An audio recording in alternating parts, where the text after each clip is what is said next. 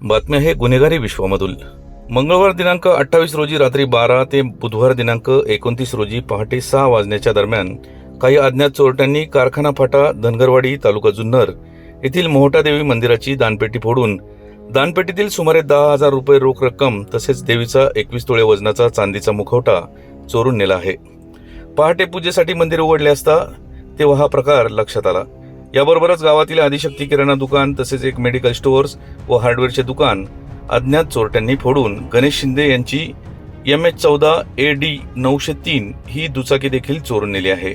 या चोरीची तक्रार जुन्नर पोलीस ठाण्यात करण्यात आली आहे, अशी माहिती येथील मोहटादेवी सेवा मंडळाचे अध्यक्ष राजेंद्र खिलारी यांनी दिली आहे। दरम्यान घटनास्थळी आज दिनांक 29 रोजी 12 वाजण्याच्या सुमारास जुन्नरचे उपविभागीय पोलीस अधिकारी मंदार जावळे, जुन्नरचे पोलीस निरीक्षक विकास जाधव, नारायणगावचे सहाय्यक पोलीस निरीक्षक पृथ्वीराज ताटे, ओतूरचे सहाय्यक पोलीस निरीक्षक कांबळे, पोलीस कर्मचारी, सरपंच महेश शेळके, ग्रामपंचायत सदस्य तसेच ग्रामस्थ मोठ्या संख्येने उपस्थित होते।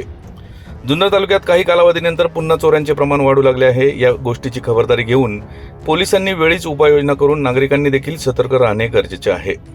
याच बातमीची दृश्य पाठवले आहेत आपला आवाजचे कार्यकारी संपादक किरण वाजगे व प्रतिनिधी मंगेश शेळके यांनी।